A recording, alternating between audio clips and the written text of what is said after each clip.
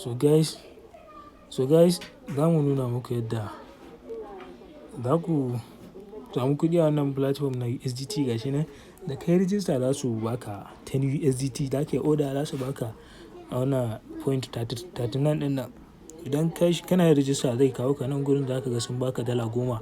Za ka taɓa a mini ɗin nan, da ka taɓa zai buɗe. Za ka zo ka taɓa gurin da aka sa receiving address. Za ka zo ka rubuta address ɗinka na farko full real name, na biyu telephone number wayarka. Za ka zo ka rubuta address garin da kake kawai sai ka rubuta sai kai back. Da kai back ka fito ka dawo home sai ka taɓa start making money ɗin nan. Kana taɓa gashi nan za ka zo ka taɓa start grabbing order. Za ka yi order ne guda uku. In kai order nan guda uku shine za su baka. So ni kun ga na kammala order ta, za ku ga sun ce mun today order is over, please repeat tomorrow. Sai gobe za su sake bani. Gashi nan guda uku ce za ka dinga yi. In kai za su baka wannan 10 point, zai koma $30.39. So minimum withdraw a wannan platform shine $20. Da ka tara $20 za ka iya yin withdraw ɗin kuɗinka. Ka sa wallet address ɗinka ka withdraw. So minimum recharging kuma shine $20. Daga $20 sai $30 sai $200 ga $500. Limit ɗinsu dai shine $1,000. $1,000 ne, 10K ne. 10K ne shine minimum maximum limit ɗinsu.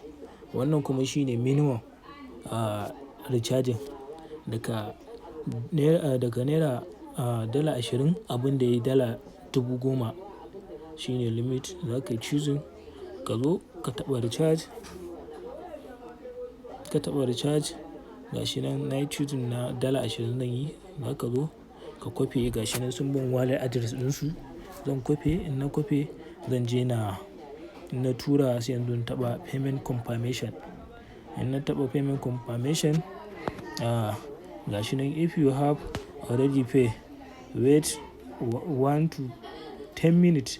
Na ɗan jira na minti 1 zuwa minti 2, minti 10 za su duba za su samu.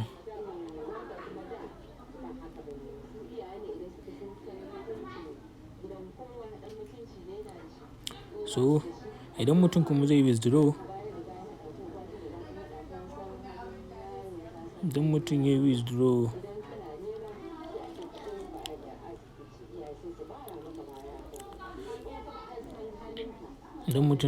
zai zo ya taɓa gashi nan withdraw.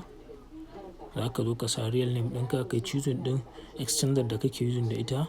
Sannan ka sa wallet address ɗinka da phone number ka. Sai ka taɓa confirm ka je ka withdraw ɗin kuɗinka. So ga packages ɗin nasa nan dai. Wannan platform dai kamar Amazon yake. Suna alaƙa da Amazon da Alibaba ma. Maybe ma ko duk nasu ne. So muyi ƙoƙari mu je muyi register. Mu je muyi daily order ko ba muyi recharging ba. Za mu iya withdraw without recharging. Suna payment mun withdraw mun tabbatar da suna payment ɗin. So in ka gayyato duk mutum ɗaya za su baka $1. Za su baka $1 duk mutum da in ka gayyato. Ga link ɗinka nan kana so ka copy. Sannan kuma ga customer service nan kana so za ka iya zuwa Telegram group ɗinsu ka join ɗin Telegram. Gashi nan kana taɓa zai kai ka Telegram sai ka join na group ɗinsu. Duk wani update za ka samu a ciki.